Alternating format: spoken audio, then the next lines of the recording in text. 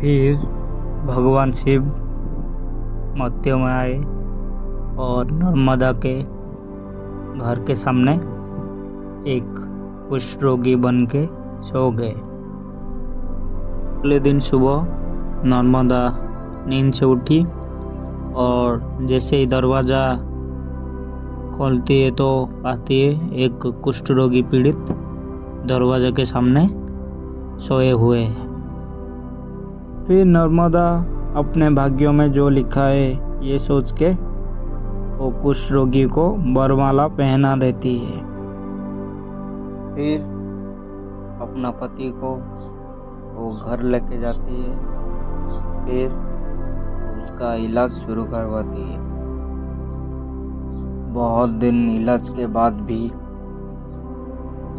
वो कुष्ठ रोगी ठीक नहीं हो पाती है, तो नर्मदा बहुत चिंतित रहती है। इधर स्वर्ग में भी इंद्रदेव और सारे देवताएं चिंता करने लगे कि अगर अभी भगवान शिव और ज़्यादा देर तक मत्स्य में रहेंगे तो देवी पार्वती गुस्सा होके कुछ कर बैठेंगे, तो उनको संभालना मुश्किल हो जाएगा। इसके लिए स्वर्ग का आधिपत्य धन्वंतरी को बुलाया जाता है और भगवान शिव को ठीक करके मत्स्य से कैसे लेके आएंगे इसके लिए उनको भेजते हैं। एक दिन प्रातःकाल वो धन्वंतरी एक ऋषि के भेष में नर्मदा के घर के आगे भिक्षा मांगने लगते हैं। बाहर से आवाज आता हुआ सुनकर नर्मदा बाहर आती है और ऋषि को बड़े आदर से घर पे बुलाती है। फिर लकड़ी वाली चौकी पर ऋषि को खड़ा करके पानी से उनका पैर को धोती है और उनके चरणों में पड़ के ऋषि को बोलते हैं, भगवान मेरा पति बहुत दिन से बीमार है, उनका जितना भी इलाज कर लिया फिर भी वो सही नहीं हो पा रहे हैं। वो कैसे सही होंगे मुझे थोड़ा बता दीजिए ताकि मैं वो सब कर सकूं।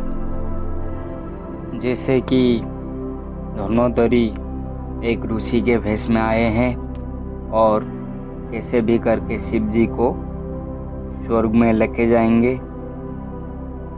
तो ऐसा एक इलाज का तरीका बताते हैं जो नामुमकिन था।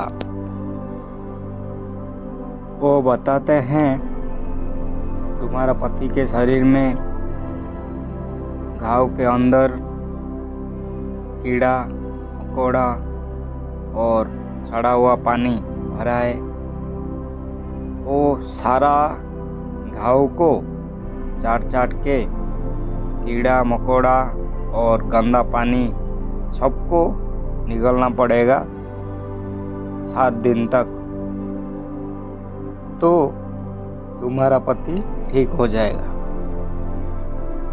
ये सुनकर नर्मदा सोचती है, इतने इलाज के बाद मेरा पति ठीक नहीं हुआ, अगर मैं इतना कर सकूं उनके लिए और वो ठीक हो जाएंगे तो मैं वो जरूर करूँगा।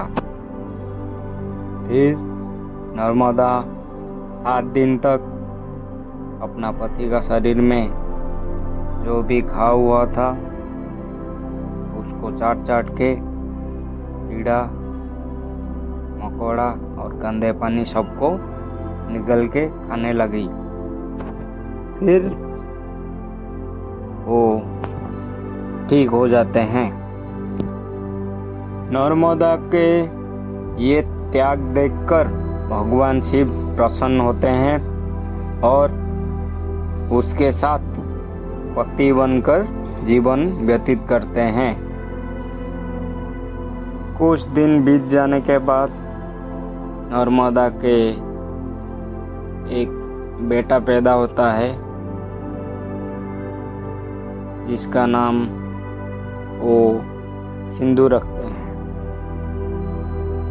फिर कुछ साल ऐसे ही बीतने के बाद नर्मदा के और एक बेटी जन्म होती है जिसका नाम वो कावेरी रखते हैं। फिर भगवान शिव अपना असल रूप में आते हैं और नर्मदा को सारी बातें बताते हैं और वो स्वर्ग में वापस जाने की आज्ञा मांगते हैं। फिर नर्मदा बहुत रोने लगती है और भगवान शिव को बोलती है, आपके बिना मैं कैसे रहूँगी। तो भगवान शिव उसको बोलते हैं, आज से तुम एक नदी बनकर